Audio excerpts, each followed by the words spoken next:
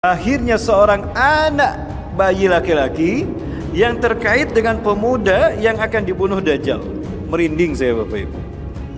Sekarang mungkin masih di Madinah dia. Usianya 20 sekian, 21, 22 tahun. Ya. Kenapa demikian? Ini ada peristiwa menarik Bapak Ibu terkait dengan diceritakan tahun 2004 lahir seorang anak laki-laki di Gaza City, di rumah sakit Gaza City. Nah, neneknya dia ingin mengambilnya, mengambil bayi ini dan anaknya, cucunya ini ingin dijemput pulang ke rumah. Namun apa yang terjadi ketika masuk ke dalam mobil dan kemudian duduk, pintu mobilnya ditutup, bayi laki-laki ini bergerak. Ini baru beberapa jam dilahirkan. Jadi betapa kagetnya neneknya dan orang-orang yang ada di dalam mobil itu. Si bayi ini mengucapkan salam, baru beberapa jam dilahirkan. Berarti ini bayi yang keempat yang bisa berbicara dalam buayan. Bapak Ibu yang dirahmati Allah Subhanahu wa taala, kali ini kita akan membahas tentang tanda-tanda kiamat yang sudah nampak di Jazirah Arab. Ya, apa saja? Sebetulnya ini sudah sering kali kita bahas ya. Pertama, tanda-tanda kiamat ini bisa dilihat dari kacamata geografis.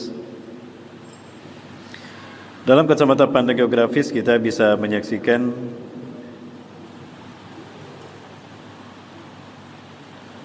bagaimana tanda-tanda itu sudah muncul di Jazirah Arab. Ada beberapa fenomena yang mungkin kita cukup sedikit aneh menyaksikannya, jamaah.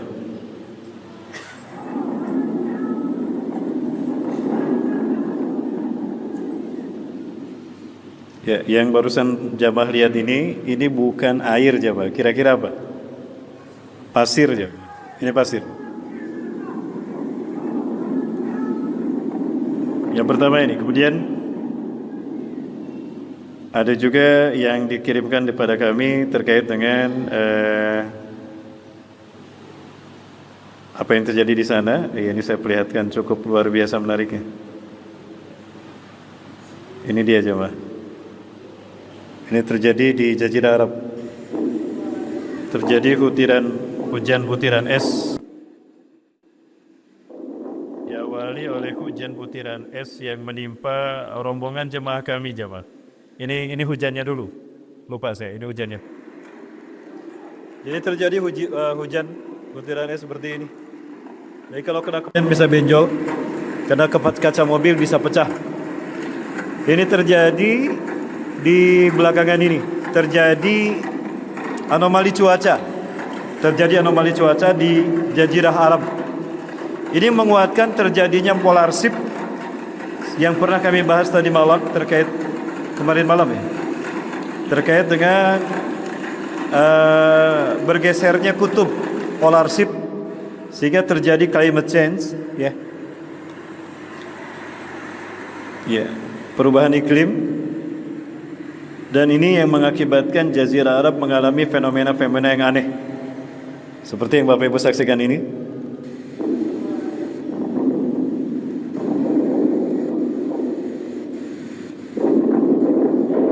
Lumayan besar, kalau dilihat bisa membuat seperti ini.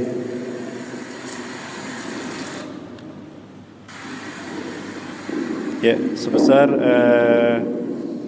kemudian juga ada yang lain yang pernah sering saya sampaikan ketika 2018 bulan November kami menyampaikan kepada tour guide kami bahwa kita mikotnya di Bir Ali di Madinah. Jadi dari Jeddah King Abdul Aziz Airport kita ke Hagway arah Madinah. Saat itu kami melihat sesuatu yang aneh, menjadi pembuktian, bukan aneh. Ini merupakan isyarat dari benarnya apa yang disabdakan Rasulullah SAW. Ini merupakan tanda kiamat akan terjadi. Ini November 2018 ya Pak. Sepanjang perjalanan saya ngobrol dengan supir ya Pak. Rasulullah SAW bersabda, La tukumus sa'ah hatta taruda ardul arabi murujan wanhara. Kiamat tidak akan terjadi sehingga kalian akan menyaksikan tanah Arab yang kering dan tandus akan kembali hijau berpadang rumput dan akan muncul sungai-sungai di sana. Jangan menyaksikan. Ini saya langsung menyaksikan ini dan ngobrol dengan supir yang sudah lama dia kerja sebagai saik, driver, mengantarkan para jemaah haji, jemaah umrah. Ya. sampai ke perbatasan Madinah Bapak Ibu. Seperti ini. Ya, insyaallah. Ini bukti tanda kiamat telah dekat. Kata Rasulullah SAW, la taqumu sa'ah hatta taruda ardul arabi murujan wanhara. Kiamat tidak akan terjadi sehingga tanah Arab yang kering tandus akan hijau berpadang rumput dan akan muncul sungai-sungai di sana. Jemaah Indonesia yang melaksanakan umrah biasanya umrah kedua kami ngambil mikot di mikot yang terdekat, mikot Siti Aisyah. Mikot apa Bapak Ibu? Mikot Ji'ronah ya. Nah kalau kita ke belakang harus rajin-rajin beribadah, berbuat baik pada sesama ya. Karena di Maghrib sekarang mulai ada saluran air, sungai dan sejak ini ada sampah plastik yang terbawa arus air. Jadi kalau kita menyusuri pinggiran kota Mekah dari belakang Masjid Siti Aisyah itu, Ji'ronah, kita akan melalui tempat ini. Kita akan sampai ke tanah ini. Hijau berpadang rumput dan muncul sungai Bapak Ibu. Ya, subhanallah. Ini secara geografis. Kemudian secara politik, sosiopolitik dan budaya, banyak sekali terjadi hal-hal yang membuat miris hati saya jamaah. Terjadi kembali kejahiliahan di wilayah Arab. Ya, di mana kita lihat dulu sebentar. Iya. Dan sebagian orang ada yang menyebutkan bahwa kalau di kota Mekah sudah mulai menghijau, itu tandanya apalah? Tanda akhir zaman ya. Dari tadi saya fokus lihat ikan, makin sini kok gede-gede lah. Ya, sampai ke perbatasan Madinah itu, gunung-gunung batu itu mengeluarkan air terjun Bapak Ibu. Videonya ada di sini tapi terlalu banyak yang harus saya perlihatkan Bapak Ibu sekalian. Nah, kemudian dari sisi demografi, dari sisi sosiopolitik itu terjadi distorsi keislaman. Membuktikan kebenaran apa yang Rasulullah SAW sabdakan, badal Islamu ghariban wa sayaudu ghariban kama bada. Fatuba lil ghuraba. Islam datang pertama kali dalam keadaan asing. Sayyidina Ali bin Abi Thalib, beliau merasa asing ketika dakwah Rasulullah pertama kali. Beliau melihat Rasulullah SAW dan Siti Khadijah melaksanakan sholat. Ali bin Abi Thalib saat itu menyaksikan.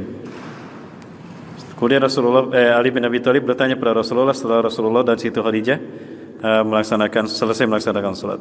Ya ibn ammi, ma ta'budan? Wahai anak pamanku, apa yang kalian sembah? Apa sebetulnya yang sedang kalian sembah? Ma ra'aitu amamakum manata wala uzza'i mahubban. Wahai anak pamanku, wahai sepupuku, apa yang sedang kalian sembah? Aku tidak melihat Manat, Lata, Uzza di depan kalian. Siapa yang kalian sembah? Bayangkan, Sayyidina Ali sebelum masuk Islam, sebelum kembali kepada Islam, beliau jahiliyah seperti ini. Ya, asing dengan Islam. Padahal beliau ini adalah ihda min ashiratil ladina yubashiruna bil jannah bighairi hisab.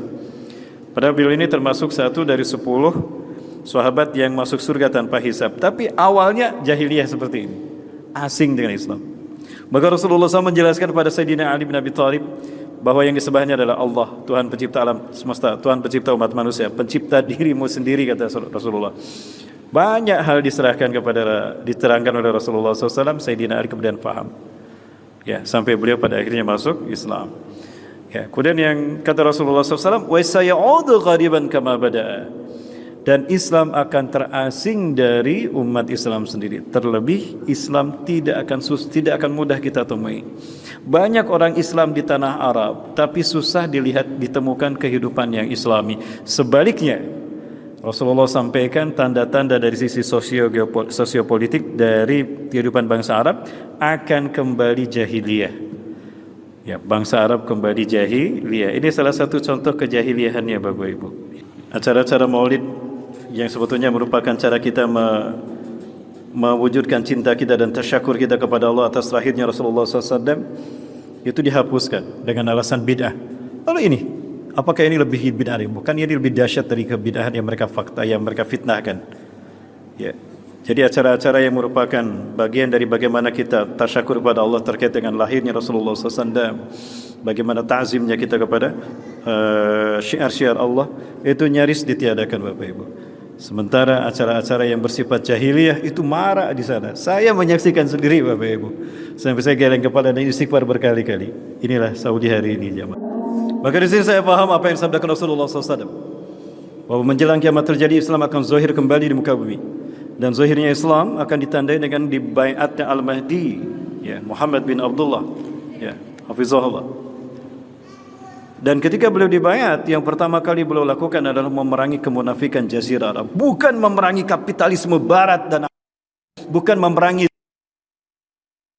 memerangi komunisme Blok Timur, tapi yang beliau perangi adalah kemunafikan Jazirah Arab. Taghzuna Jaziratul Arab wa yaftahuha Allah wa yaftahuha Allah. Kalian akan memerangi Jazirah Arab dan Allah akan menangkan atas kalian atasnya. Thumma taghzuna al-faras wa yaftahuha Allah. Lalu kalian akan memerangi Persia, tanda petik Iran, yang kemudian digantikan oleh pemimpin yang pro kepada Iran dan wa yaftahuha Allah. Allah akan memenangkan kalian atasnya. Thumma taghzuna Rom wa yaftahuha Allah. Kalian akan memerangi Romawi dan Allah akan menangkan kalian atas mereka. Thumma taghzuna Dajjal wa yaftahuha Allah. Kemudian kalian akan memerangi Dajjal dan Allah menangkan akan kalian atas mereka. Bahkan simbol-simbol Dajjal sudah muncul Bapak Ibu di mana? Di Jazirah Arab. Kita lihat nanti atau kita lihat sekarang Bapak Ibu. Tidak lama lagi. Jamaah masih bersama saya? Jamaah. Jamaah. Oi jamaah. Suara saya jelas? Bunda, suara saya jelas Bunda? Jelas. Suara Bunda gak jelas buat saya. Bunda, lanjut jamaah ya. Baik jamaah yang batas subhanahu wa ta'ala. Masih secara sosiopolitik, dalam tinjauan sosiopolitik, ini merupakan tanda-tanda yang terkait dengan dekatnya kejadian hari kiamat yang sudah terjadi di Jazirah Arab, bahkan yang menjurus kepada kedatangan Dajjal. Dan ini merupakan hilangnya Islam dari Jazirah Arab.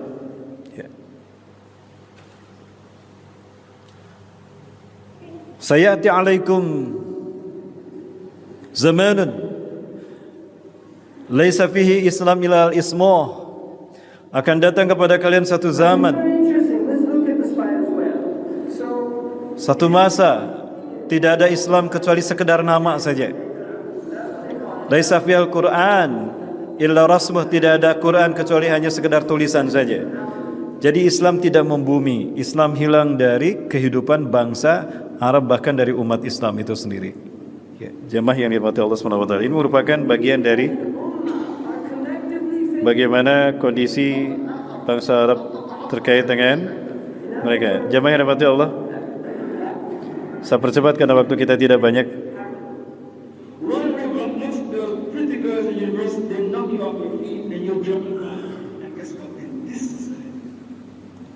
Ini merupakan bagian dari sistem Dajjal, dan ini yang saya alami di tanah Arab Bapak Ibu. Rasulullah SAW mengatakan, sayati alaikum Dajjal wa kana fi yaminihi syai'un kalma wa fi shimali syai'un kalnar wa huwa ya'taqidu li anna ma fi yaminihi jannatukum innahu laysa jannah inna laysa bil jannah fa innaha narukum la ta'khudhuha. Ya, Dajjal akan datang kepada kalian membawa sesuatu di tangan kanannya mirip air dan sesuatu di tangan kirinya mirip api. Apa yang kau saksikan air di tangan kanannya, dia mengklaim bahwa inilah surga kalian. Bukan, itu bukan surga kalian, itu neraka kalian. Jangan kau ambil dia. Dan sesuatu yang ada di tangan kiri kalian itu adalah api yang dia katakan inilah neraka kalian. Jangan kau masuki dia, itulah surga kalian. Ambillah dia. Apa maksudnya? Sistem Dajjal. Orang pada hari ini, terutama orang-orang Islam, merasa nyaman kalau berada di kafe, kongkong di tempat-tempat ngopi, bahkan kajian pun di kafe. Pindah kan dari masjid pindah ke kafe, betul? Pindah ke hotel, merasa nyaman dengan kafe, hotel. Sementara masjid dibikin panas. Apalagi kalau kajian-kajiannya yang bersifat akhir zaman. Apalagi ustadz-ustadznya, ustadz-ustadz yang berseberangan dengan kebijakan pemerintah. Oh, radikal, anti NKRI. Wah, diintelin, takut orang mengikuti kajiannya. Buktinya sedikit yang datang. Aman. Nah, orang dibikin takut. Nah, ini maksudnya. Ya, seperti ini. Nah, ini gambarannya jamaah. Orang dibikin nyaman dengan sistem Dajjal. Nah, di tempat-tempat yang orang merasa nyaman di dalamnya. Bahkan kajian pun mulai berkurang gara-gara ada Piala Dunia, Bapak Ibu. Gara-gara Piala Dunia, kajian pun berkurang ya. Apalagi yang bermain adalah negara-negara tim-tim favorit, luar biasa. Ya, malam ini ada Brasil melawan Jepang ya, wakil Asia, Masya Allah. Maka sedikitlah yang datang ke kajian. Nah, ini terlihat Islam mulai berkurang. Jamaah yang dirahmati Allah Ta'ala, ini saya sebetulnya salah pijit jamaah. Yang ini nanti kita tonton. Di sini ada satu peristiwa yang menarik, dan ini terjadi di Palestina. Ya, nanti di sini akan kami perlihatkan tanda yang Masya Allah. Ketika Dajjal, kata Rasulullah SAW, innahu sayatil Madinah, yataqadul Madinah, yadkhulul Madinah, lakinnahu mani'un min dukhuliha. Dajjal akan datang ke Madinah, namun dia terhalang memasuki Madinah. Li'annak fi kulli bab min bawabiha lahu malakan. Ya.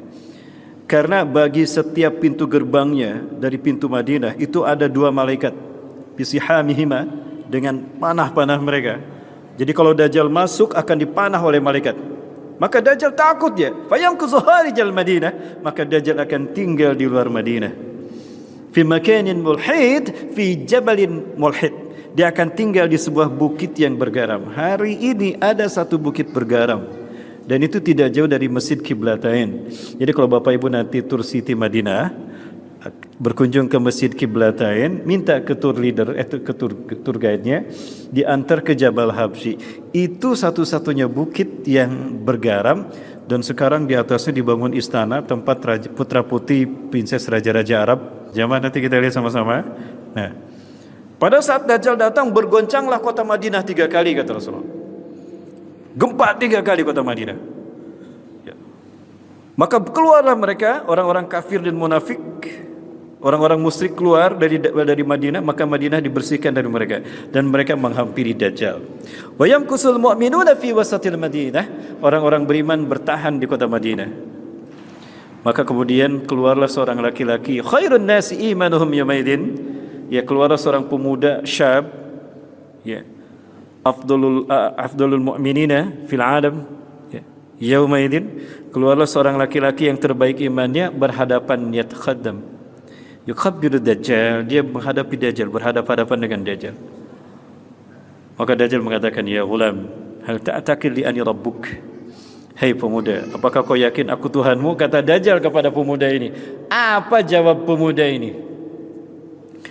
Bal a'taqidu ara li annaka Dajjal, kama qala Rasulullah SAW. Bahkan aku yakin kamu itu Dajjal. Rasulullah SAW berkata begitu dalam hadisnya. Marahlah Dajjal.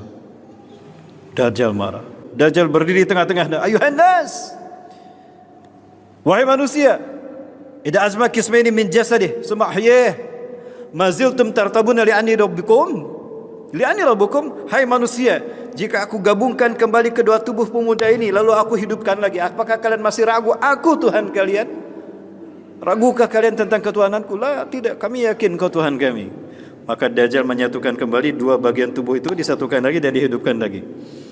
Dan Dajjal bertanya lagi kepada si pemuda ini, kamu masih ragu aku Tuhanmu? Maka aku makin yakin kamu ini Dajjal. Faqatalahu, maka Dajjal membunuhnya. Fala yusallitu ahadan ba'di, maka tidak ada lagi manusia yang dibunuh setelah dia oleh Dajjal.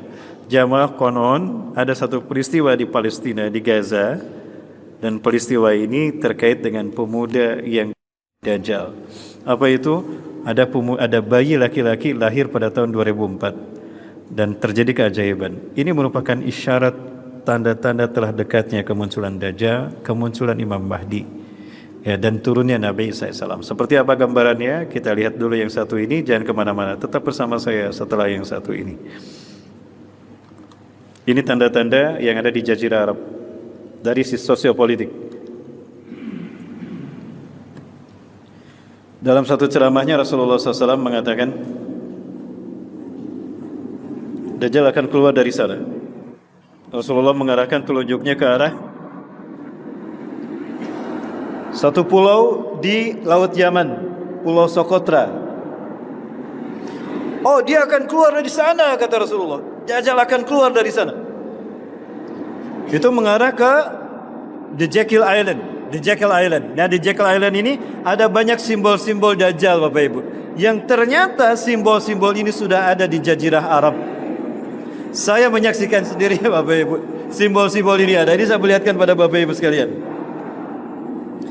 Jadi banyak pembenahan arsitektur, pembangunan infrastruktur yang artistiknya, artistik yang bentuknya itu mengarah kepada simbol-simbol kemunculan Dajjal. Ya. Tidak sedikit negara-negara di Jazirah Arab, baik di Dubai, ya, kemudian di Saudi Arabia sendiri, ya, atau di wilayah negara yang lain, memperlihatkan bagaimana simbol-simbol ini muncul. Ini di Kazakhstan sendiri, dan ini ada dua simbol ini. Simbol yang melambangkan pertemuan iblis dan Dajjal di segitiga Bermuda. Saya sempat mengkonfirmasikan, kenapa banyak simbol-simbol ini? Apa mereka tidak paham kalau itu adalah simbol-simbol yang terkait dengan Dajjal? Oh enggak, tidak ada maksud ke sana sama sekali, Ustaz. Terus maksudnya apa? Di Arab, yang namanya simbol mata itu simbol keindahan. Sesuatu yang indah itu digambarkan dengan ainun, satu mata. Ya. Jadi itu simbol keindahan. Saya yakin bukan itu alasannya. Jamaah, yang jelas memang saya melihat terjadi distorsi daripada kehidupan yang Islami di sana. Ya, begitu banyak ini yang biasa-biasa. Belum saya perlihatkan data-data yang Masya Allah membuat kita memincingkan mata dan berpikir ada apa dengan tanah Arab. Apakah ini isyarat kalau memang akan segera dibenahinya, dikembalikan Islam ke Jazirah Arab? Dan apakah ini merupakan telah dekat kebangkitan Islam sebelum hari kiamat? Sepertinya demikian, Bapak Ibu. Faisaliah Tower mirip dengan Lord of the Ring, dengan Sauron dalam film Lord of the Ring. Dan Rasulullah SAW mengatakan, ketika ditanya oleh seorang pemuda laki-laki yang tampan, syadidu bayadi thiyab, putih cemerlang pakaiannya, ya, wasadidu syawadi sya'ar, hitam mengkilau rambutnya sebahu. Dia bertanya kepada Rasulullah tentang iman, Islam, ihsan, kemudian bertanya tentang tanda-tanda kiamat. Rasulullah mengajarkan antadidal amatu rabbataha. Ya, akanlah seorang budak melahirkan majikannya, ibu melahirkan anak yang kemudian anak memperlakukan ibu sebagai pembantu. Sudah terjadi di sini, Bapak Ibu? Bunda, ini suara bunda. Bunda, kata Rasulullah SAW, tanda kiamat telah dekat adalah apabila budak melahirkan majikan. Ada ulama ahli hadis menakwilkan anak memperlakukan ibu sebagai pembantu. Anak menyuruh-nyuruh ibu, ibu disuruh-suruh melayani anak. Ya, mencucikan pakaiannya, mana makanannya, kan aku mau sekolah, masa nggak sarapan? Masa sarapannya nggak ada? Ibu disuruh-suruh seperti pembantu. Sudah terjadi belum di Rumbai? Sudah terjadi di Rumbai? Sudah, Masya Allah. Berarti Rumbai kiamat duluan ini jawabannya. And of the things that Prophet so the relationship was this, that he also said, the Joe would go, and he would come to Medina, where he would be haram for him to enter the city of Medina, and enter the streets of Medina. So he would be forced to remain outside. So what he would do is that he would camp and set up in somewhat salty marshes that have been outside Medina. Jika nanti kita mendengar Madinah gempa 3 kali, Bapak Ibu, waspadalah. Berarti itu syarat kalau memang Dajjal sudah ada di wilayah sekitar Madinah. Dan ketika Dajjal datang ke Madinah, pada saat itu Rasul sampaikan Madinah memiliki 7 pintu gerbang. Kemudian Madinah, nah ini dia Bapak. Jadi kalau Bapak Ibu nanti tour city Madinah, city tour Madinah ya Bapak Ibu. Ketika Bapak Ibu berziarah ke Masjid Qiblatain, sampaikan pada travelnya, tour guide-nya untuk minta diarahkan saja ke sebelah utara, kalau tidak salah ada perapatan. Dari perapatan jalan itu kelihatan, dari perapatan jalan raya itu ya, highway itu kelihatan Jabal Habsinya seperti ini. Ini adalah Bukit Dajjal. Innahu saysu'adul jabala. Dajjal akan naik ke sebuah bukit. Summa yatawajjah ila jihatil Madinah. Kemudian Dajjal akan mengarah kepada dia dan mengatakan, apakah kalian melihat itu istana putih? Dzalika Masjidu Ahmad. Kalian melihat istana putih itu masjidnya Ahmad. Nah, jadi Masjid Nabawi pada saat Dajjal muncul itu terlihat seperti istana putih. Pertanyaan saya, hari ini Masjid Nabawi terlihat seperti apa, jemaah? Jemaah, mana nih, nggak ada suaranya? Atau jangan-jangan belum pernah ke Madinah? Sudah ke Madinah kan Bapak Ibu? Kok ada belum? Ada doakan besok lusa ke Madinah ya dia. Amin.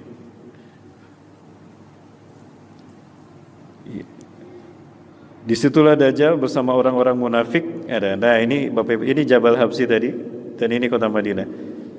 Ya ini Masjid Nabawi. Dajjal akan mendaki gunung. Nah, tadi gunungnya kan, dan dia melihat ke arah kota Madinah. Kemudian dia akan mengatakan pada para pengikutnya, kalian melihat istana putih itu adalah masjidnya Ahmad. Ya, seperti apa Masjid Nabawi hari ini di siang hari? Nah, ini di siang hari, warnanya putih kan, mirip istana putih. Dan ini di malam hari Bapak Ibu. Jadi apa yang Rasul sabdakan terkait dengan gambaran Masjid Nabawi di zaman Dajjal datang, di masa Dajjal datang seperti ini. Ya, sudah seperti ini. Dan lurus, jadi Jabal Habsi itu ada di timurnya Madinah kalau tidak salah. Ya. Kemudian ketika Dajjal datang ke Nabawi, ke Madinah, pada saat itu Madinah memiliki 7 pintu gerbang kata Rasulullah SAW. Ya, sempat dibuka 7 pintu gerbang, dan sekarang ini jadi 7 pintu utama memasuki Madinah. Yuk kita hitung sama-sama. Ada yang di Makkah, Rabik, arah bandara Tabuk, dan ada 2 lagi Bapak Ibu yang lain. Nah ini 1, 2, 3, 4, 5, 6, 7. Ini jalan-jalan utama, pintu-pintu utama masuk ke kota Madinah. Syekh Halimah bin Syekh Abdul Rauf bin Halimah dari Trinidad kalau tidak salah, beliau meruqyah seorang perempuan. Ini jinnya berkata, ini yang ngomong jin yang merasuki tubuh perempuan ini. Dan Rasulullah SAW menegaskan ya, bahwa fitnah yang dibuat oleh Dajjal Al-Kadzab ini, si Samiri ini, itu terkait dengan risalah kenabian Nabi Isa alaihissalam, Nabi Isa bin Maryam. Maka yang harus menyelesaikan tugas ini atau fitnah ini adalah Nabi Isa alaihissalam. Makanya Nabi Isa ditangguhkan ajalnya. Ya, jamaah, Nabi Isa alaihissalam masih hidup kan? Masih hidup. Ada di mana sekarang Nabi Isa? Ada di langitnya. Langit keberapa Bapak Ibu? Awannya udah ada, langitnya ada di sini. Nah Bapak Ibu Bapak Ibu nanti kaji surat Ali Imran ayat 55. Nabi Isa sedang tidur di sisi Allah sekarang. Ya, a'udzubillahi minasyaitonir rajim. Idz qala Allah ya Isa inni mutawaffika wa rafi'uka ilayya wa mutahhiruka minal ladzina kafaru wa ja'ilul ladzina ittaba'uka fawqa alladzina kafaru ila yaumil qiyamah. Diwafatkan Allah, diangkat ke sisi Allah, kemudian Allah akan bersihkan namanya dari orang-orang kafir. Artinya akan Allah buktikan yang bergelar Al-Masih itu bukan Dajjal, bukan Al-Masih Dajjal. Dan kita tidak boleh menggantinya dengan huruf kha. Al-Masih artinya yang merusak, tukang merusak, destroyer, tukang bikin onar. Al-Masih pas memang, tapi kita tidak boleh merubahnya. Tetap kita harus sebut Al-Masih pakai ha, bukan pakai kha.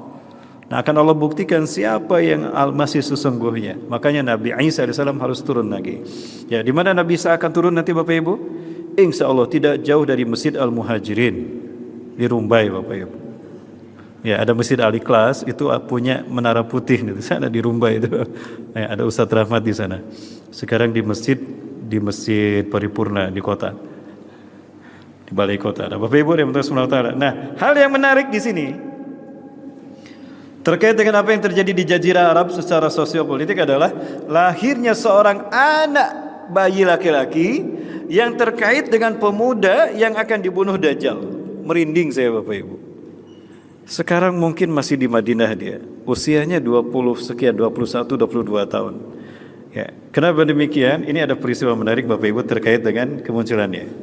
Dan ini diceritakan oleh salah seorang ulama dari Gaza. Beliau cerita seperti ini. Namun ini dibantah oleh Ustadz Muhammad Hussein Gaza. Kata beliau, enggak bohong, saya udah ketemu orang ini. Enggak benar katanya. Syuhada terbaik, orang terbaik imannya dan syuhada terbaik di muka bumi. Subhanallah. Nah konon Bapak Ibu yang Allah diceritakan tahun 2004 lahir seorang anak laki-laki di Gaza City, di rumah sakit Gaza City. Nah neneknya dia ingin mengambil bayi ini dan anaknya, cucunya ini ingin dijemput pulang ke rumah. Qadarullah, ada mobil dihentikan, mobil sedan. Ya, Rafiqunil mustasfa. Ya, tolong antar aku ke rumah sakit. Aku ingin membawa anakku dan cucuku pulang. cucu laki-lakiku. Diantar, terus nenek ini bilang, tunggu ya 1 jam nanti saya balik lagi. Betul, setelah 1 jam, nenek ini kemudian datang menggendong cucu laki-laki ini.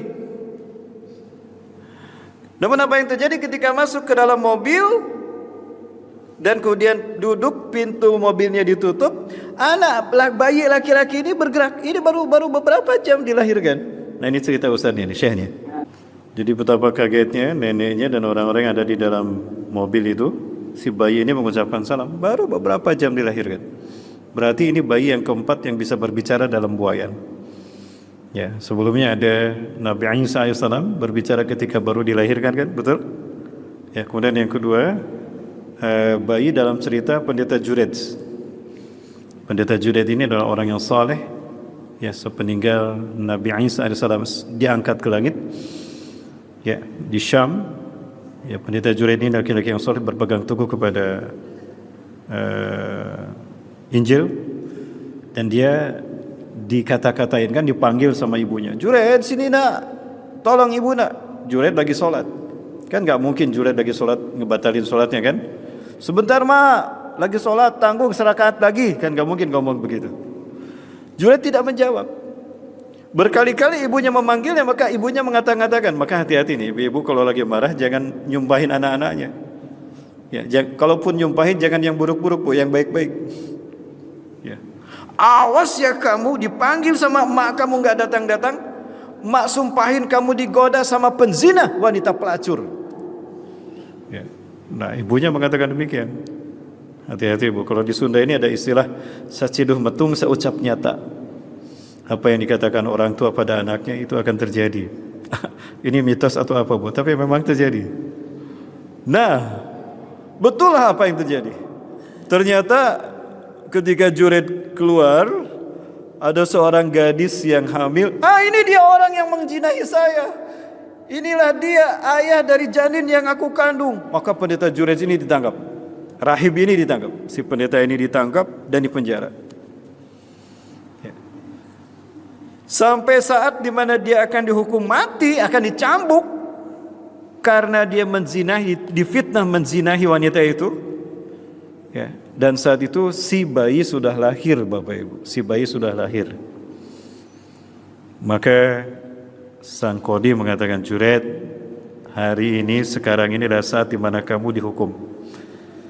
Sebelum kamu dihukum, ada yang bilang dicambuk, ada satu riwayat yang akan menyebutkan. Maka apa yang akan kau sampaikan sebagai hujahmu, kata-kata terakhirmu? Izinkan aku sholat 2 rakaat. Beliau sholat 2 rakaat, lalu beliau berdoa lama sambil menangis. Kemudian Juret menghampiri bayi yang digendong sama wanita itu yang menuduhnya, memfitnahnya berzina. Ditekan perutnya tuh. Ya gulam, dulu nih, man abuk? Hei bayi, tunjukkan padaku mana bapakmu. Bayi yang baru dilahirkan ini, ya, pelangok-pelongok. Mana bapak saya? Huwa abi, innahu abi, innahu abi. Tuh bapak saya yang itu tuh, yang baju merah, penggembala kambing. Ya, sebut saja bajunya merah ya, jangan hijau. Aman?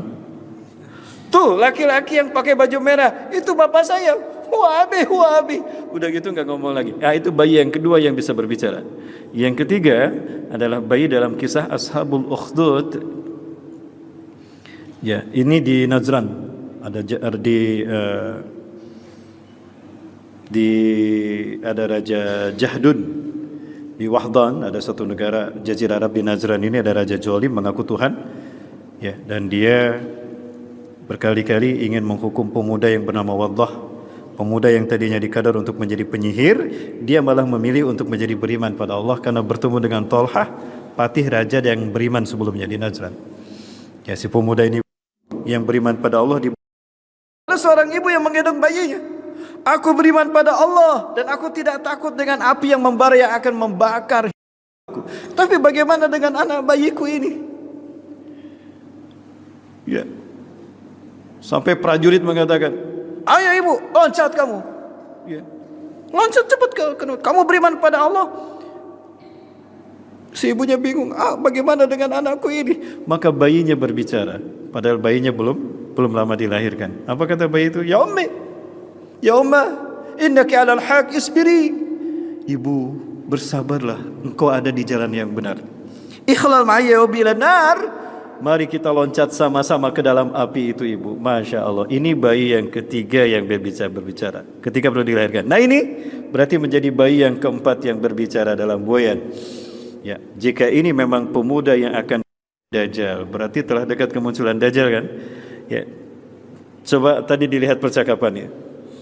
Dia mengatakan, sesungguhnya aku yakin kau ini Dajjal. Sebagaimana Rasulullah sabdakan dalam hadisnya. Tidak ada orang yang bisa mengatakan demikian, melainkan dia telah faham belajar tentang hadis-hadis akhir zaman. Berarti dia sedang belajar hadis. Kemungkinan dia di Madinah sedang belajar ilmu hadis. Jadi bayi ini yang lahir 2024, sekarang 2026. Berarti sudah berapa tahun bayi ini? 22 tahun. Itu pas untuk belajar ilmu hadis di Madinah. Ya, rata-rata orang yang belajar ilmu hadis S1, S2 di Madinah itu 22 tahun. Bapak Ibu. Kita lanjut ceritanya. Lanjut Bapak Ibu. Adakah kita menyadari ini merupakan isyarat yang terjadi, tanda-tanda akhir zaman telah dekatnya hari kiamat yang terjadi di Jazirah Arab secara sosiopolitik. Bapak Ibu. Wawancara tadi terjadi tahun 2008, disiarkan ke televisi. Tentara menciumnya, mendengarnya. Dicarilah bayi ini, ketemu ternyata sedang dipelihara. Ternyata ketahuan kalau bayi itu saat itu usia 4 tahun 2008, bayi ini selamat. Bayi ini selamat dari di Gaza ini Bapak Ibu. Apakah pemuda ini yang akan dibunuh Dajjal? Bukankah peristiwanya mengatakan, bayi ini mengatakan, ana rajulun alladhi sayaqtuluhu Dajjal fala yusallitu ahadan ba'di. Aku adalah pemuda yang akan dibunuh Dajjal dan Dajjal tidak akan membunuh siapapun setelahku. Ini peristiwa terjadi di Gaza.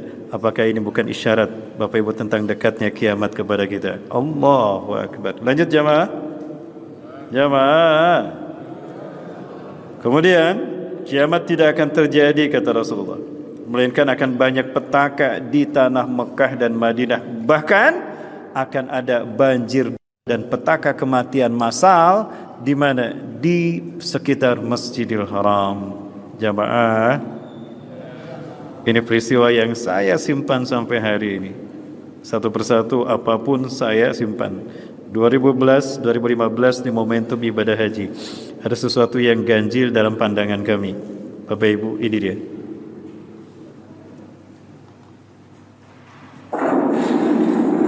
Ini menjelang sholat asar, ibadah sholat asar. Cuaca sudah mulai tidak kondusif. Angin besar luar biasa. Saking dahsyatnya angin membuat penghalang pembatas ini, bahkan yang dicor pun terbang. Bisa dilihat sama Bapak Ibu. Ini menjelang di antara asar dan maghrib Bapak Ibu. Duhur masih terang, masih cerah berawan. Tapi pada asyar, apa yang terjadi? Bapak Ibu bisa saksikan menjelang maghrib, cuaca sudah mulai tidak kondusif. Lihat, saking dahsyatnya angin, ini aja terbang. Pada saat itu, di momentum ini, Masjidil Haram sedang direkonstruksi bagian depannya. Nah, ada banyak kren yang kemudian dimundurkan di musim haji ini. Anehnya, saya mengatakan saat itu melihat, bahkan ketika saya ke sana tuh melihat, ya Allah, kenapa tidak dijauhkan dari Masjidil Haram? Ini kalau jatuh menimpa ini bahaya. Allahu Akbar. Terjadi peristiwa yang saya khawatirkan Bapak Ibu. Ini peristiwanya. Salah satu, terjadi hujan badai Bapak Ibu. Terjadi hujan badai. Sebentar Bapak Ibu. Terjadi hujan badai. Petir terjadi. Ini detik-detik terjadinya banjir. Tantashiru dam fil matafhi walal Ka'bah. Akan terjadinya banjir di sekitar Ka'bah. Hadi min isyarati akhiriz zaman. Ya. Syekh itu mengatakan demikian. Lupa lagi saya nama syekhnya siapa. Ini dibahas Bapak Ibu. Pasca ini diceritakan, ini merupakan tanda-tanda kiamat telah dekat di Jazirah Arab, di sekitar Mekah. Ya. Bapak Ibu SWT. Nah, salah satu petir itu menyambar kren yang ada di sekitar Masjidil Haram. Dan ini yang terjadi jamaah. Saya tidak mengerti Bapak Ibu. Kenapa tidak dijauhkan dari Masjidil Haram? Dan kenapa tiba-tiba terjadi anomali cuaca? Bayang Bapak Ibu, itu yang namanya krennya, besinya itu sebesar paha orang dewasa. Pangkal yang bagian bawah, atasnya seperti apa? Kebayang kan ketika dia jatuh meniban. Nah, ini yang terjadi di bagian dalam. 250 kurang lebih 254 orang syahid seketika di dalam yang sedang berteduh di dalam Masjidil Haram. Ini tiba-tiba bahkan ada seorang ibu yang kehilangan anaknya sekaligus. Saya teringat dalam beberapa pembahasan beberapa ulama terkait dengan fitnah yang terjadi di Masjidil Haram menjelang dibaiatnya Imam Mahdi. Tersebarnya darah, bercecetnya darah di mataf tempat kalian tawaf, bahkan tidak jauh dari Ka'bah kalian. Ini saat terakhir kedua anak ini. Detik-detik terakhir anak ini berada. Ini 2015 di momentum ibadah haji. Ya, Bapak Ibu dan Allah Subhanahu wa taala, saya sampaikan pada saat itu jamaah, kita bedah kitabnya, bahkan kitab Nihayatul Alam karya Syekh Abdurrahman Al-Arifi, Bapak Ibu saya buka. Nah, saya pelajari, saya sampaikan hadis-hadisnya, ya. Dan yang tadi Bapak Ibu, keren ini saya tandain. Dan ini adalah jemaah Indonesia yang selamat. Tidak terkecuali ada yang meninggal dari Surabaya, kemudian dari Cimahi, Bandung, Jawa Barat Bapak Ibu. Dan ini gambaran jemaah yang tertimpa keren tadi. Rasulullah SAW menyampaikan, "Man kharaja min baiti liyahujja ila baitillah, famatta fihi fakutiba ajra hajihi ila yaumil qiyamah." Siapa yang berangkat keluar dari rumahnya menuju Baitullah untuk melaksanakan ibadah haji, kemudian yang meninggal ketika ibadah haji, Allah mencatat dia melaksanakan ibadah haji setiap tahun sampai hari kiamat. Subhanallah. Bapak Ibu yang Allah Taala, siapa yang keluar dari rumahnya untuk melaksanakan ibadah haji, au ya'tamira wa mata fihi fakataballahu ajra umratih hatta taqumas sa'ah ila yaumil qiyamah. Siapa yang keluar dari rumahnya berniat melaksanakan umrah ke tanah suci, ke Baitullah, lalu dia mati di saat dia melakukan umrah itu belum selesai, Allah catat pahala umrahnya setiap tahun sampai hari kiamat. Subhanallah. Maka semua sepakat para ulama, ada Syekh ya Allah, itu menyampaikan di Tanah Suci Mekah, langsung memberikan pernyataan resmi atas nama negara, termasuk Syekh Sudais sebagai imam Masjidil Haram, imam besar Masjidil Haram, juga menyampaikan bahwa ini adalah mereka mati.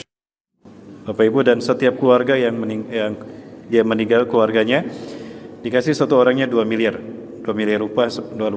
rupiah sebagai bentuk basyirah, ya, sebagai bentuk basyirah atau kompensasi dalam istilah kita. Bapak Ibu yang dirahmati Allah Ta'ala, saya katakan ini merupakan bagian dari tanda-tanda telah dekatnya hari kiamat kepada mereka. Jamaah yang dirahmati Allah Subhanahu wa taala, dan hari ini adalah gambaran yang paling menyedihkan.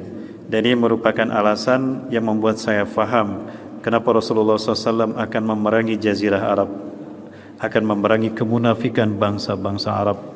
Kenapa demikian? Karena mereka bukan hanya zalim kepada umatnya yang dipimpin mereka, tetapi juga mereka melakukan deislamisasi. Jadi pelaku yang membuat Islam mereka padamkan dengan kebijakannya sendiri. Salah satu yang membuat saya tidak bisa paham Bapak Ibu sampai hari ini, kok bisa seperti itu? Jamaah, ada yang jamaah saksikan satu ini? Saya sampaikan pada antum, sesuatu yang membuat saya heran, ada apa dengan kebijakan negara Saudi. Dulu saya selalu berdiri di sebuah titik, dan itu saya suka melihat King Abdul Aziz Gate. Pintu Abdul Aziz itu terlihat dari titik di mana saya berdiri. Terakhir saya melihat 2020 berapa, tahun berapa yang sudah tidak lagi terlihat, sudah tak terlihat lagi, terhalang oleh gedung-gedung bertingkat. Rasulullah SAW ketika ditanya oleh Jibril yang menyerupai laki-laki, "Ya Rasulullah, sebutkan tanda-tanda kiamat akan terjadi di Jazirah Arab ini." Tara ra'i'al ghanam, ya, al-miskina, ya, uratan yaskununa fi makanin murtafi', hum yatatawalluna fi bunyan hatta ala fawqal jabal. Kamu akan menyaksikan para pengembala kambing yang miskin di tanah Arab ini. Para pengembala kambing yang tak beralaskan kaki, hufatan, uratan, telanjang dada, akan tinggal di gedung-gedung bertingkat. Akan tinggal di gedung-gedung bertingkat. Mereka berlomba-lomba mendirikan gedung-gedung tinggi sampai tingginya kalah gunung-gunung, mengalahkan tingginya gunung. Masya Allah, Bapak Ibu, dan termasuk yang satu ini, kebijakan yang saya tidak paham. Mekah adalah tanah haram.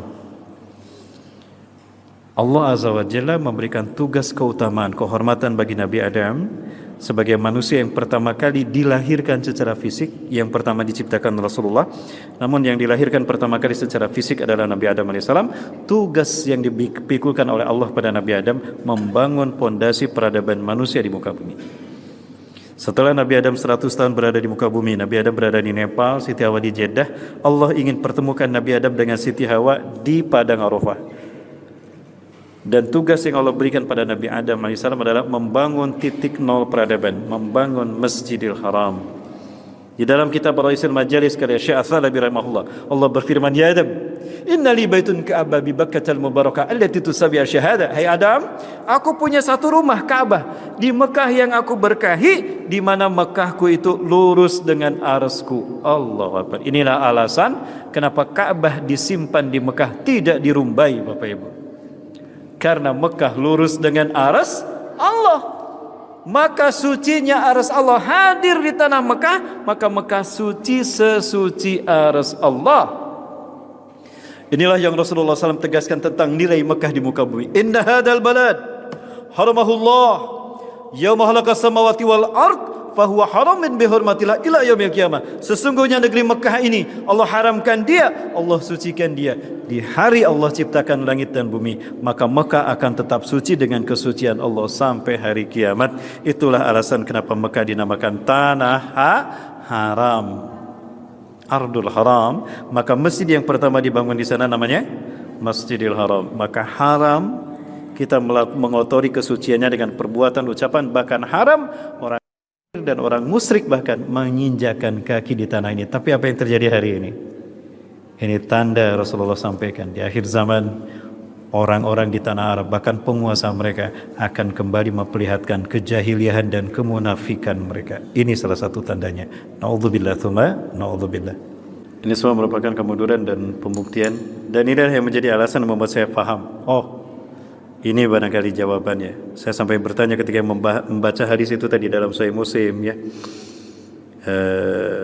Kalian akan memerangi Jazirah Arab dan Allah akan memenangkan kalian atas mereka. Kenapa Jazirah Arab diperangi?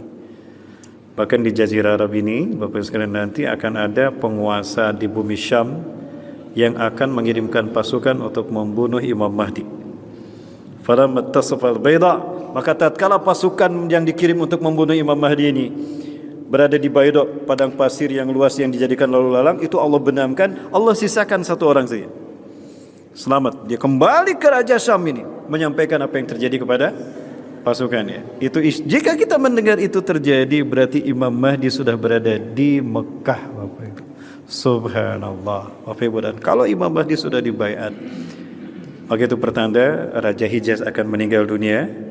3 orang anak laki-laki putra mahkotanya akan berebut kekuasaan, maka akan terjadi perang dan perebutan kekuasaan, banjir terjadi di sana. Bapak Ibu yang dirahmati Allah Taala. Baik, terakhir Bapak Ibu yang dirahmati Allah Taala, ada kabar gembira di balik itu semua, ada isyarat tentang kebangkitan Islam. Isyarat tentang kebangkitan Islam ini adalah pertama, apa yang terjadi di bumi Syam, pangkal dari bangsa Arab. Dan bukankah Rasulullah pernah bersabda di dalam hadis riwayat Imam Abu Daud dari sahabat Abu Hurairah radhiyallahu anhu, Rasulullah bersabda, "Inna Allah yab'atsu min hadhihi al-ummah ala ra'si kulli mi'ati sana man yujaddidu dinaha." Sesungguhnya Allah akan mengutus dari umatku ini setiap 100 tahun sekali, kelipatan 100 tahun sekali, seseorang yang akan memperbaiki agamanya. Allahu Akbar. Bapak Ibu, andai kata Turki Utsmani adalah yang terakhir dari umat Islam, ya, dan Turki Utsmani hancur 2024 tahun 1924. Maka 100 tahun kemudian berapa? 2024. Ini terjadi tadi peristiwanya tahun 2024. Bapak Ibu, ini adalah masjid yang nanti Imam Mahdi akan sholat di sini. Hari ini masjidnya ada, Bapak Ibu. Inilah masjid di mana akan turunnya Nabi Isa alaihissalam. Di Menara Putih di sini. Turun di sini. Ada yang mengatakan di sini. Ya, tidak jauh antara ini dan ini. Ya, turun di sini, kemudian Nabi Isa akan sholat berjamaah. Dan peristiwa yang tadi membuat para sudah bisa melaksanakan sholat. Dan ketika Nabi Isa turun, sholatnya sholat apa? Sholat subuh. Bapak Ibu, ini sholat subuh pertama di masjid ini. Merinding saya Bapak Ibu dan Allah. Ya Allah, apakah ini syarat memang ya Allah bahwa memang kebangkitan Islam telah dekat. Ini sholat pertama, sholat subuh pertama di masjid itu setelah Ahlus Sunnah Wal Jamaah menggulingkan. Sang komandan mengatakan, la takhlau libasakum faddima'ukum fi libasikum ya syahidun alaikum bi jihadikum bi jihadil qital fi jihadil akbar fi akhir zaman. Jangan kalian lepaskan seragam-seragam kalian, dan kalian di dalam seragam kalian adalah saksi kalian di hadapan Allah. Allahu Akbar. Bapak Ibu yang dirahmati Allah, maka semua ini saya yakini akan menjadi syarat akan segera terjadinya peristiwa besar. Peristiwa besar apa? Bangkitnya Islam sebelum hari kiamat di bumi Syam. Allahu Akbar.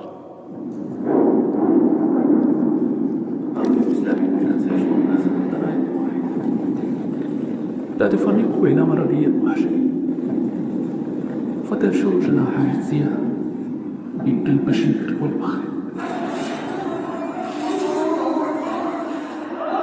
Di sinilah tempat dipersatukannya 3 pasukan kuat di dunia. Pasukan terbaik yang namanya Allah catat di surga Firdaus. Wajib mereka mendapatkan surga Firdaus. Yang pertama pasukan bumi Syam, yang kedua pasukan dari bumi Irak. Ya. Khurasan maksud saya, Khurasan, dan yang ketiga pasukan dari bumi timur, ada kemungkinan dari Asia Tenggara, dan mudah-mudahan itu adalah Indonesia. Amin. Dan disinilah tempat turunnya Nabi Isa alaihissalam ketika salat subuh akan dikumandangkan. Wa qad uqimatis shalah, dan qomat sudah dikumandangkan salat subuh. Wa imamukum minkum, dan imamnya adalah salah satu dari kalian Imam Mahdi. Disinilah mereka bertemu dengan Dajjal, kemudian Dajjal akan lari kemari. Nah, di wilayah sinilah nanti Dajjal akan lari ke sini dan dibunuh oleh Nabi Isa. Bayangkan dari Suriah, dari Ghouta Damaskus berlari ke Palestina. Setelah Dajjal mati dibunuh, nanti Nabi Isa alaihissalam akan sholat di sini. Berjamaah sholat di sini. Ketika itu maka berkibarlah panji-panji Islam, la ilaha illallah Muhammadur Rasulullah, yang berwarna hitam dan berwarna putih, Bapak Ibu. Allahu Akbar. Dan jika itu terjadi, panji-panji Islam berkibar di bumi Mesir. Ya Ibn Hawalah, intara rayatan Sudan.